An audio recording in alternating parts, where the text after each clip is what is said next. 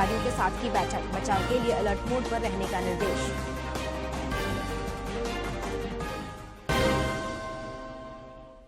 रामगढ़ की विधायक ममता देवी की सदस्यता रद्द, विधानसभा सचिवालय ने जारी की अधिसूचना, 6 महीने में होगा उपचुनाव।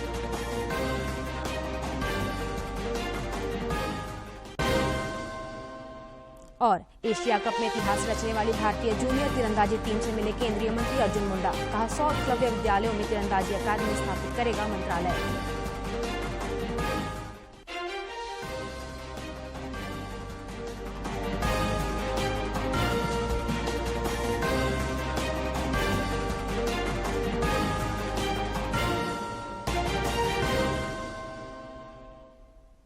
नमस्कार, खबरें झारखंड में आपका स्वागत है। मैं हूं कामिनी और अब समाचार विस्तार से।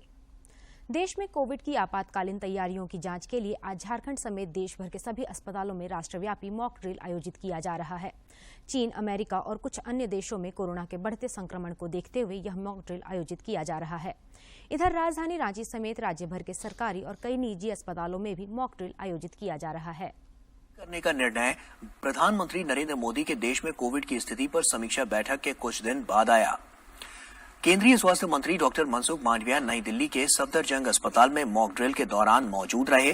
साथ ही केंद्रीय स्वास्थ्य राज्य मंत्री डॉक्टर भारती प्रवीण पवार पोर्ट ब्लेयर के जीबी पंत अस्पताल में मॉक ड्रिल में हिस्सा लेंगी। इसके अलावा राज्यों में वहां के स्वास्थ्य मंत्री मॉक ड्रिल अभियान का हिस्सा बनेंगे।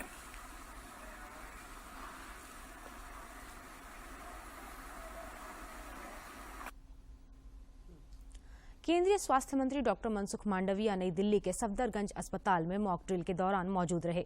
इस दौरान उन्होंने स्वास्थ्य कर्मियों से कोविड की तैयारियों को लेकर चर्चा की।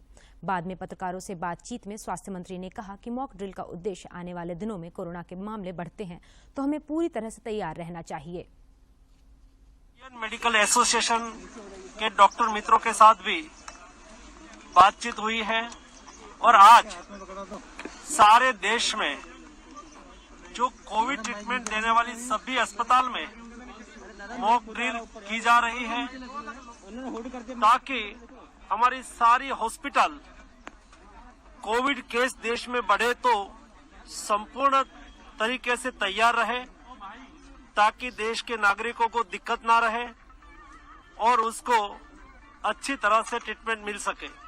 आज सफदरजंग अस्पताल में मैंने प्रत्यक्ष आके कोविड वार्ड का निरीक्षण किया।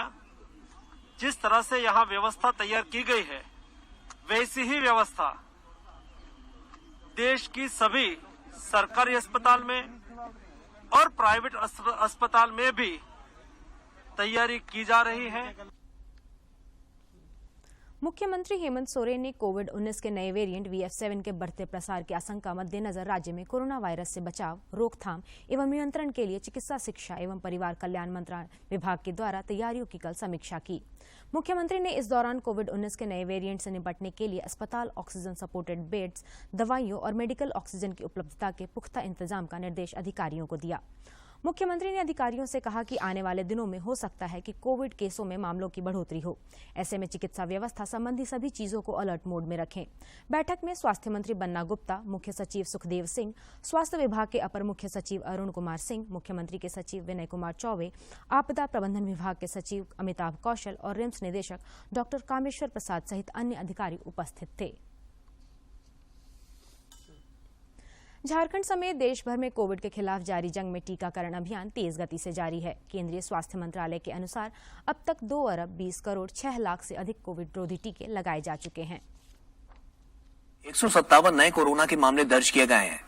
इस दौरान 163 लोग कोरोना से स्वस्थ भी हुए हैं। देश में अभी सक्रिय मामलों की दर 0.01% है, जबकि रिकवरी दर 98.8% पर पहुंच चुकी है। सर्दियों में स्वास्थ्य के उत्तम इलाज का माध्यम होम्योपैथिक चिकित्सा है। आइए देखते हैं यह खास रिपोर्ट। सर्दियों के मौसम में कई तरह की स्वास्थ्य समस्याओं का खतरा बढ़ जाता है। सर्दी, जुकाम, बुखार और संक्रमण होना आम बात होती है। सर्दियों में होने वाली समस्याओं के लिए होम्योपैथिक इलाज काफी लाभदायक सिद्ध होता है। होम्योपैथी एक प्रभावशाली चिकित्सा पद्धति है। होम्योपैथी किसी भी रोगी का मानसिक, शारीरिक व भावनात्मक स्तर पर उपचार करती है। साथ ही बीमारी से लड़ने के लिए रोगी की शारीरिक क्षमता को भी बढ़ाती है। होम्योपैथी कठिन से कठिन रोगों का इलाज करने में पूरी तरह सक्षम है। खासतौर पर बच्चों को और बुजुर्गों को जिनको की सर्दी की वजह से कुछ प्रॉब्लम्स हो सकती हैं, जैसे कि आम खांसी, जुकाम, नजला या निमोनिया और एस्थमा। इनके अलावा जो सर्दी में प्रॉब्लम बढ़ने वाली होती है जोड़ों की दर्दें बुजुर्गों को भी और आम लोगों को जिनको पहले कभी तकलीफ नहीं होती, उनकी दर्दें बढ़ जाती हैं। कुछ लोगों को सर्दी में स्किन की प्रॉब्लम भी होती है बिकॉज ऑफ ड्राइनेस की वजह से। यहाँ पे स्किन ड्राई हो जाती है, स्किन कटनी शुरू हो जाती है, फटनी शुरू हो जाती है और खारिश या जलन और दर्द भी हो सकती है।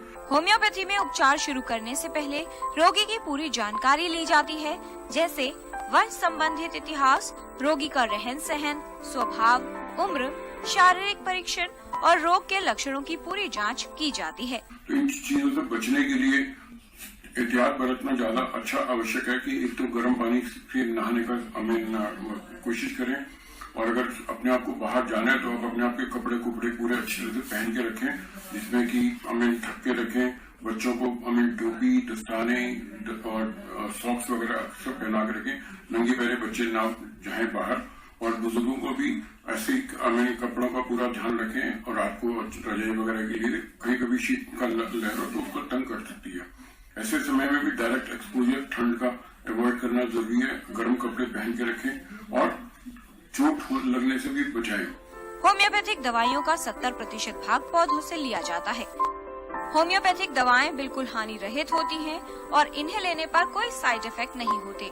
फिर भी होम्योपैथिक दवाएं विशेषज्ञ की सलाह अनुसार ही ली जानी चाहिए, क्योंकि किसी भी रोग के लिए होम्योपैथिक दवाएं अलग अलग रोगी के लिए अलग हो सकती हैं। होम्योपैथी एक वैज्ञानिक चिकित्सा पद्धति है जो इलाज में काफी असरदार है। यदि रोग प्रतिरोधक क्षमता मजबूत हो तो संक्रमण और बीमारियों का खतरा कम रहता है। बचाव के लिए होम्योपैथी का उपयोग करना लाभकारी हो सकता है। किरण भारद्वाज, डीडी न्यूज। जनजातीय मामलों के केंद्रीय मंत्री अर्जुन मुंडा आज वुमेन इकोनॉमिक फोरम द्वारा आयोजित 84वें ग्लोबल एडिवेशन सेलिब्रेशन कार्यक्रम में शामिल हुए।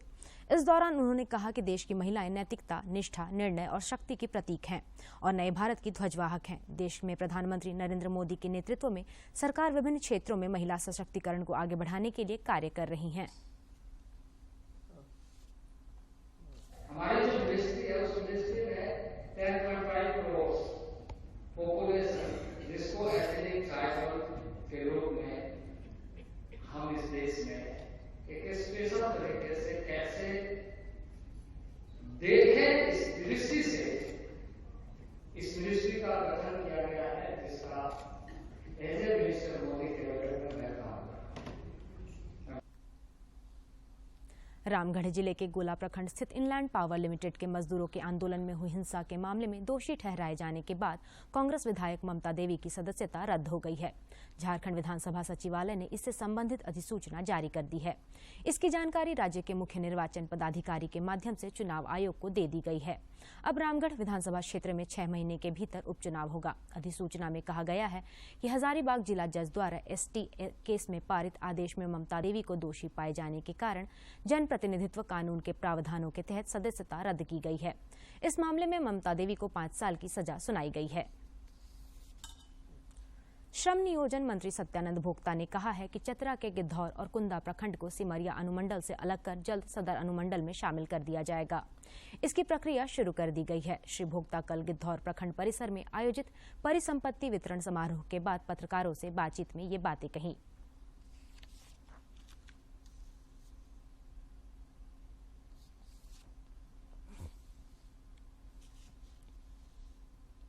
गिद्धौर का आवागमन और सुविधा अगर है तो चतरा मुख्यालय से है, और कुंदा का भी आवागमन चतरा से है, लेकिन पूर्व में इसका बढ़िया सर्वेक्षण नहीं हो। जो भी किया होगा, गिद्धौर को कर दिया गया सिमरिया, कुंदा को भी कर दिया गया सिमरिया।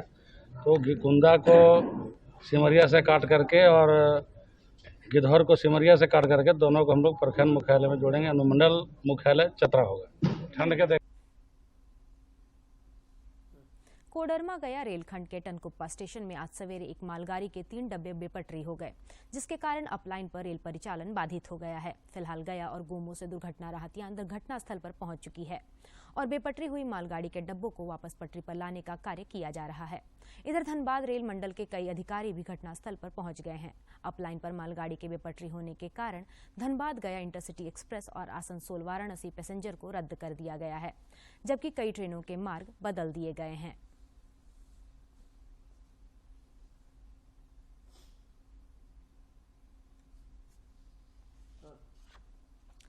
साहिबगंज जिले में पिछले दिनों हुई लूट और छिनतई की घटना में शामिल 4 अपराधियों को पुलिस ने गिरफ्तार कर जेल भेज दिया। बरहरवा के अनुमंडल पुलिस पदाधिकारी प्रदीप उरांव ने बताया कि इन अपराधियों के पास से लूटे गए रुपए, मोबाइल और एक मोटरसाइकिल भी बरामद किया गया है। उन्होंने बताया कि इनका पूर्व में भी आपराधिक इतिहास रहा है।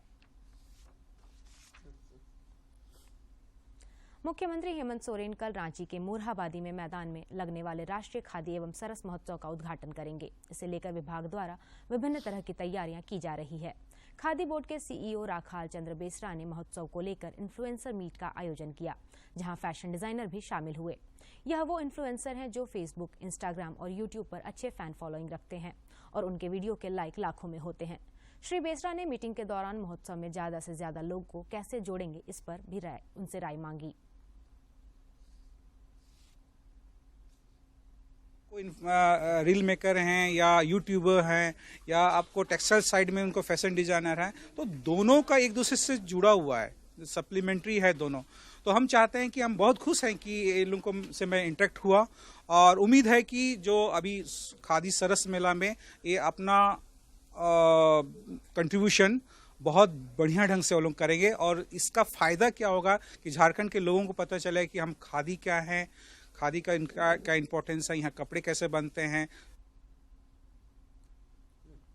शारजाह में आयोजित हुए एशिया कप में इतिहास रचने वाली भारतीय जूनियर तीरंदाजी टीम ने खिलाड़ियों ने कल नई दिल्ली में जनजातीय मामलों के केंद्रीय मंत्री और भारतीय तीरंदाजी संघ के अध्यक्ष अर्जुन मुंडा ने मुलाकात की। इस दौरान श्री मुंडा ने तीरंदाजी टीम का स्वागत किया और उन्हें बधाई तथा शुभकामनाएं दी।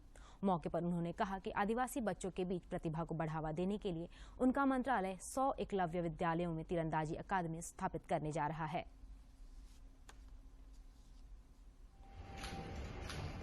को स्कूल में इस तरह की शिक्षा और इस तरह का ट्रेनिंग देंगे तो +2 आते आते वो स्वाभाविक रूप से इंटरनेशनल प्लेयर के रूप में हमारे सामने देखेंगे। हमारा लक्ष्य जो माननीय प्रधानमंत्री जी ने देखा है कि 2047 में हमारे कंट्री में स्पोर्ट्स में कहाँ होना चाहिए, डेवलपमेंट में कहाँ होना चाहिए और हमारे देश के इकोनॉमिक ग्रोथ कैसे होना चाहिए, यानी सामाजिक, आर्थिक, राजनीतिक, सांस्कृतिक, खेल सहित सभी क्षेत्रों में हमारी प्रगति के लिए जो लक्ष्य और मानक हम सबको तय करते हुए आगे बढ़ना है, तो उस क्षेत्र में हम सब मिलकर के काम करें। पंजाब में चल रहे ऑल इंडिया अंतर विश्वविद्यालय तीरंदाजी प्रतियोगिता में चंदन कियारी के विश्वनाथ गोराई ने विनोद बिहारी महतो कोयलांचल विश्वविद्यालय का प्रतिनिधित्व करते हुए 50 मीटर इंडियन राउंड स्पर्धा में रजत पदक जीता। इस उपलब्धि पर पूर्व खेल मंत्री सह विधायक अमर बावरी ने उन्हें बधाई दी है। 20 से 30 दिसंबर तक भुवनेश्वर में आयोजित क्वालिफाई खेलो India youth games under 18 hockey प्रतियोगिता में हॉकी झारखंड की महिला एवं पुरुष दोनों टीमें अपने मैच जीतकर सेमीफाइनल में प्रवेश कर गई है। आज पुरुष वर्ग के खेले गए मैच में हॉकी झारखंड ने हॉकी उत्तर प्रदेश को 5-2 से पराजित किया।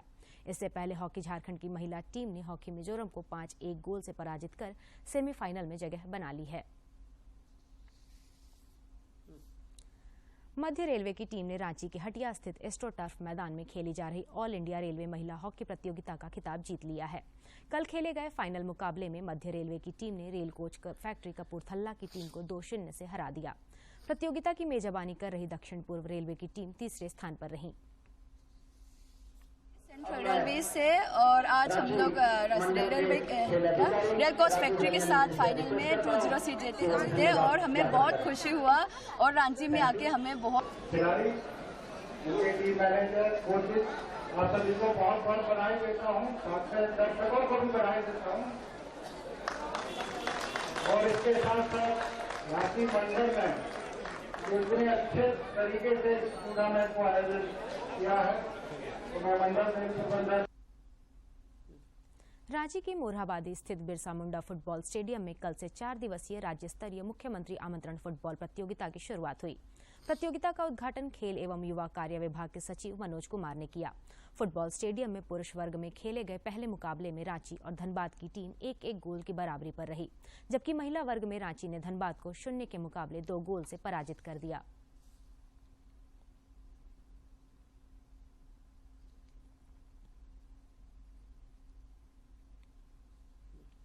राजधानी रांची समेत राज्य के कई इलाकों में अहले सुबह बूंदाबांदी हुई, जिसके बाद धीरे धीरे मौसम साफ हुआ।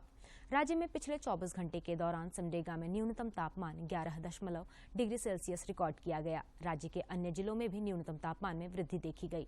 इस बीच मौसम विज्ञान केंद्र रांची ने बताया कि अगले 4 दिनों तक तापमान में 3 से 4 डिग्री सेल्सियस तक की कमी देखी जा सकती है। सामाजिक सुरक्षा योजना के तहत हजारीबाग की उपायुक्त नैन्सी सहाय और जिले के अन्य अधिकारियों ने कल वृद्ध, गरीब, असहाय, निर्धन और विकलांग लोग के बीच कंबल का वितरण किया। इस दौरान खुले आसमान के नीचे जिंदगी गुजर बसर करने वाले लोगों ने उपायुक्त और जिला प्रशासन का आभार प्रकट किया। मौके पर उपायुक्त ने बताया कि आने वाले समय में ठंड का प्रकोप से और ज्यादा बढ़ने की संभावना है। इसी के मद्देनजर कंबल वितरण का ठंड से राहत देने का प्रयास किया गया है। और अब कुछ खबर राज्य के विभिन्न जिलों से।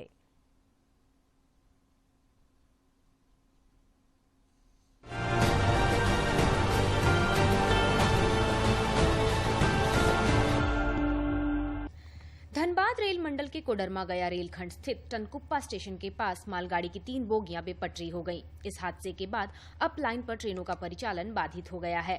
वहीं इस रूट से चलने वाली कई ट्रेनों को मार्ग बदलकर चलाया जा रहा है। रांची जिले के नामकुम थाना क्षेत्र के जोरार स्थित पेप्सी ग्राउंड के नजदीक पेड़ से लटका हुआ एक युवक का शव पुलिस ने बरामद किया है। स्थानीय लोगों ने पेड़ से लटकते हुए शव को देखकर इस मामले की जानकारी नामकुम थाने की पुलिस को दी।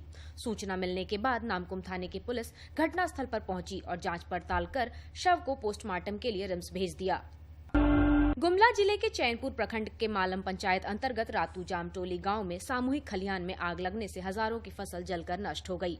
आग की उठती लपटें देखकर आसपास के ग्रामीण आग को बुझाने के प्रयास में जुट गए, लेकिन जब तक ग्रामीण आग पर काबू पाते तब तक सब कुछ जलकर राख हो गया। रांची जिले के सिकिदिरी थाना क्षेत्र से पुलिस ने अवैध शराब के खिलाफ छापेमारी कर कटहल टोली में कार्रवाई की है। थाना प्रभारी ने बताया कि गुप्त सूचना मिली थी कि अवैध रूप से देशी शराब का निर्माण किया जा रहा है। इसी सूचना के बाद छापेमारी की गई। छापेमारी के क्रम में 2 क्विंटल जावा महुआ नष्ट किया गया। हालांकि पुलिस को आते देख शराब के कारोबारी भाग निकले। पलामू जिले के देवरी ओपी पुलिस ने अवैध महुआ शराब के खिलाफ अभियान चलाया। अभियान के दौरान सोन नदी के तट पर अवैध महुआ शराब की भट्टियों को ध्वस्त किया गया। पुलिस को देखते ही शराब कारोबारी फरार हो गए। रामगढ़ पुलिस ने जिले के गोला थाना क्षेत्र के विभिन्न स्थानों पर अवैध शराब के विरुद्ध छापेमारी करते हुए लगभग 350 किलो जावा महुआ, 10 लीटर अवैध देशी शराब बनाने का उपकरण नष्ट कर दिया गया। लातेहार के उपायुक्त भोर सिंह यादव ने कोरोना संक्रमण के नए वेरिएंट के प्रसार को रोकने एवं इससे बचाव को लेकर बैठक की। इस दौरान उन्होंने स्वास्थ्य सुविधाओं को और भी सुदृढ़ करने को लेकर संबंधित विभाग के अधिकारियों को आवश्यक और उचित दिशा निर्देश दिए। देवघर के उपायुक्त मंजूनाथ भजंत्री ने टॉक टू डीसी का आयोजन किया। इस दौरान विभिन्न पंचायत के लोगों से ऑनलाइन मुलाकात कर समस्याओं का ऑन द स्पॉट समाधान किया। साथ ही विभिन्न प्रखंड के मामलों में अधिकारियों को स्पष्टीकरण के अलावा जांच कर उपायुक्त कार्यालय को अवगत कराने का निर्देश दिया। हजारीबाग की उपायुक्त नैन्सी सहाय ने जिला स्वास्थ्य समिति की बैठक आयोजित की। मौके पर उन्होंने कोविड संक्रमण के संभावित प्रसार के मद्देनजर कई निर्देश दिए। फिलहाल परिस्थितियां सामान्य है, लेकिन स्वास्थ्य सेवाओं को अलर्ट मोड में रखने का निर्देश दिया। पश्चिमी सिंहभूम के उपायुक्त के निर्देश पर खनन कार्यालय के तत्वाधान पर जिले के सभी माइनिंग क्षेत्रों में 26 से 30 दिसंबर 2022 तक रोड सेफ्टी वीक का आयोजन किया जा रहा है। इसका मुख्य उद्देश्य खनन एरिया में क्रियाशील वाहनों से होने वाले दुर्घटना पर अंकुश लगाया जाना है। पलामू जिला मुख्यालय अंतर्गत मेदिनी नगर स्थित LBS पब्लिक स्कूल में शिल्प एवं विज्ञान प्रदर्शनी का आयोजन हुआ, जिसमें बतौर मुख्य अतिथि सांसद BD राम शामिल हुए। इस दौरान उन्होंने बच्चों का उत्साहवर्धन किया और वैज्ञानिक सोच को प्रोत्साहित करने पर बल दिया।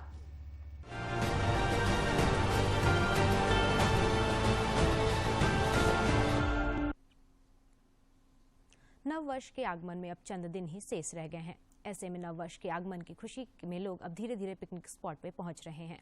रहस्यों को समेटे चतरा के कोयलांचल अवस्थित टंडवा का प्रसिद्ध पर्यटन स्थल तथा 2 नदियों का संगम स्थल चुंद्रुधाम भी सैलानियों को लुभा रहा है।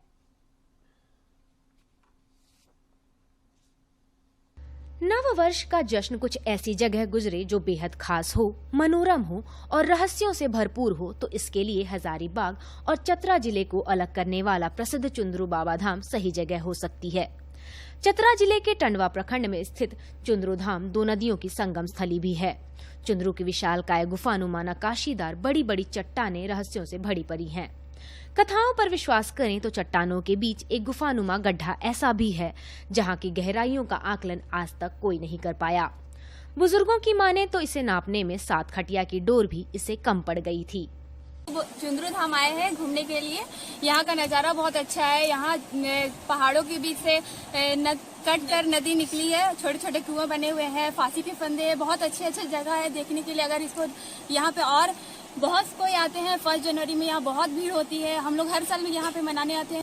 धार्मिक, भौगोलिक और पुरातात्विक दृष्टिकोण से महत्वपूर्ण इस स्थल पर आकर सैलानियों के चेहरे खिल जाते हैं। यहाँ के विहंगम दृश्य फिल्मों की शूटिंग के लिए उपयुक्त माने जाते हैं। यहाँ के पत्थरों में हाथी और बाघों के पैर के निशान लोगों के लिए कौतूहल का विषय है। 1 जनवरी को ज्यादा यहाँ पे भीड़ होती है। तो से मतलब पत्थरों से कटा हुआ भी है और प्लस में यहाँ पे गड्ढे वड्ढे बहुत ज्यादा है। देखने का प्लेस बहुत ज्यादा अच्छा है। मान्यता यह भी है कि चुंद्रू बाबा धाम के इन्हीं पत्थरों पर भगवान श्री राम और सीता का विवाह संपन्न हुआ था, जिसके साक्ष्य आज भी मौजूद हैं। इसके अलावा शिव कुंड और जल कुंड भी यहाँ मौजूद है। ऐसे में नए वर्ष के स्वागत में पहुंचने वाले विभिन्न राज्यों के सैलानी यहाँ गेरुआ नदियों के संगम स्थल पर स्नान कर सूर्य देवता की आराधना के साथ नए साल की शुरुआत करते हैं। सालों साल सैलानियों की बढ़ती संख्या के मद्देनजर इस क्षेत्र का समुचित विकास समय की मांग है। यहाँ पे पत्थरों से काट काट के गढ़ा डिब्बा बना हुआ है और हाथी का ही निशान भी है। बहुत सारे बाघ का भी निशान है, जो पूर्वज के समय में बाघ आता था यहाँ पे। वहाँ पे बाघ है। छोटा छोटा कुआं बना हुआ है पत्थर काट काट के, और बीच में बहुत सारे पानी जमा हुआ है और ये डायरेक्ट गहरी नदी में मिलती है।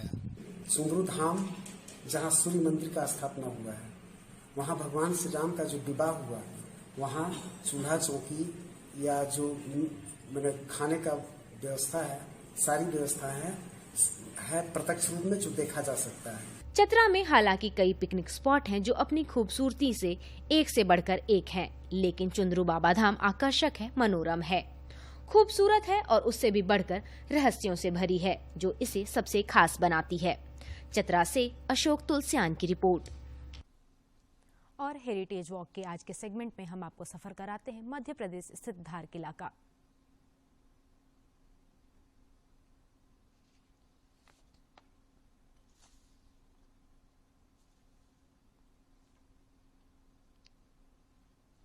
हृदय प्रदेश के रूप में जाने जाने वाले मध्य प्रदेश की भूमि अपनी समृद्ध विरासत, इतिहास और संस्कृतियों का बेजोड़ मेल है। इसी इतिहास को अपने भीतर बखूबी संभाले हुए है यहाँ पर स्थित धार का किला।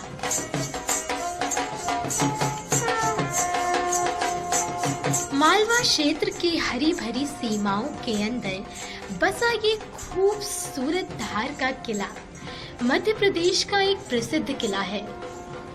धार नगर से कुछ ही दूरी पर एक पहाड़ी पर मौजूद इस किले का निर्माण 14वीं शताब्दी ईस्वी पूर्व में दिल्ली के तत्कालीन सुल्तान मोहम्मद बिन तुगलक के शासनकाल में करवाया गया था। काले पत्थर, लाल पत्थर और ठोस भित्ति चित्र से इस किले को तैयार किया गया है। ये किला मन को मोह लेने वाली वास्तुकला की विशेषता वाले महलों और इमारतों से सुसज्जित है। किले के अंदर एक सुंदर संग्रहालय भी स्थित है, जो मध्यकालीन युग के कई अवशेष और कलाकृतियों को संरक्षित और प्रदर्शित करता है। ये किला अपनी वास्तुकला और बेहतरीन नक्काशी के कारण बाकी किलों में एक अलग और अहम स्थान रखता है। साथ ही इसे देखने के लिए लोगों का आना जाना लगा रहता है। Bureau report, TD news. Bollywood के मशहूर अभिनेता सलमान खान का आज जन्मदिन है। देखिए उन पर फिल्माए गए कुछ झलकियां। दिल ले गई तुमसे मिलना, बातें करना बड़ा अच्छा लगता है। क्या है ये, क्यों है ये, क्या खबर, हाँ मगर जो भी है बड़ा अच्छा लगता है। भाभी तेरी बहना को माना, ओ भाभी तेरी बहना को माना, हाय राम कुड़ियों का है जमाना, हाय राम कुड़ियों का है जमाना। ओ रब्बा मेरे मुझको बचाना, हाय राम कुड़ियों का है जमाना, हाय राम कुड़ियों का है जमाना। झारखंड के आकांक्षी जिला गढ़वा में प्रधानमंत्री आवास योजना गरीबों के लिए वरदान साबित हो रहा है। गढ़वा के प्रतापपुर पंचायत में योजना के बेहतर क्रियान्वयन से स्थानीय लोगों की सुंदर पक्के आशियाने की आकांक्षाएं पूर्ण हो रही हैं।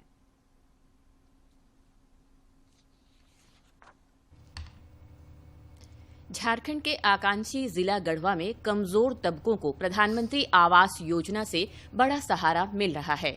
गरीबी के कारण मुसीबतों को तकदीर मान चुके गढ़वा के प्रतापपुर पंचायत के अनेक लाभार्थियों के जीवन में प्रधानमंत्री आवास योजना ने सुखद बदलाव लाया है। मिट्टी और खपरेल घरों के कष्ट अब इनके लिए इतिहास बन चुके हैं और वे अब शान से पक्के मकान में गुजर बसर कर रहे हैं।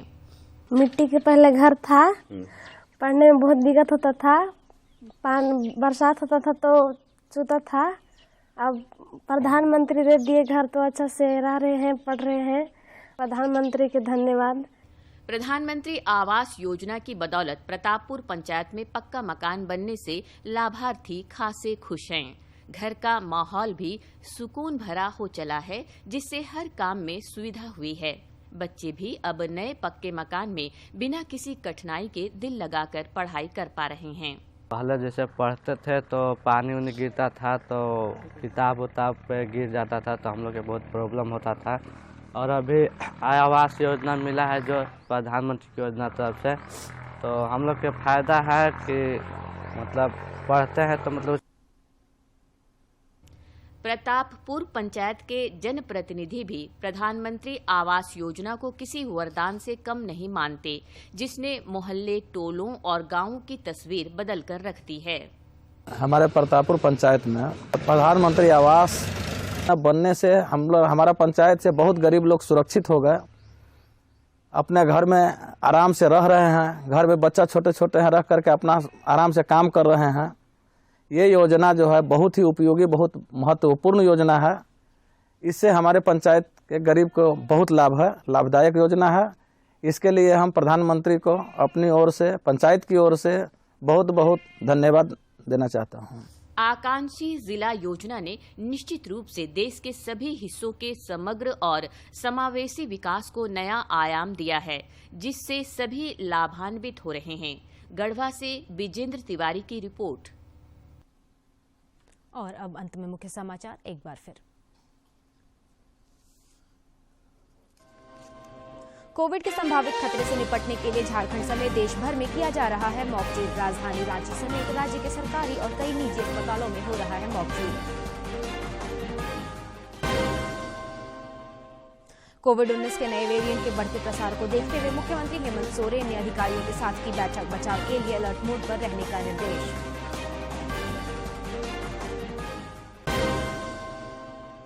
रामगढ़ की विधायक ममता देवी की सदस्यता रद्द। विधानसभा सचिवालय ने जारी की अधिसूचना। 6 महीने में होगा उपचुनाव।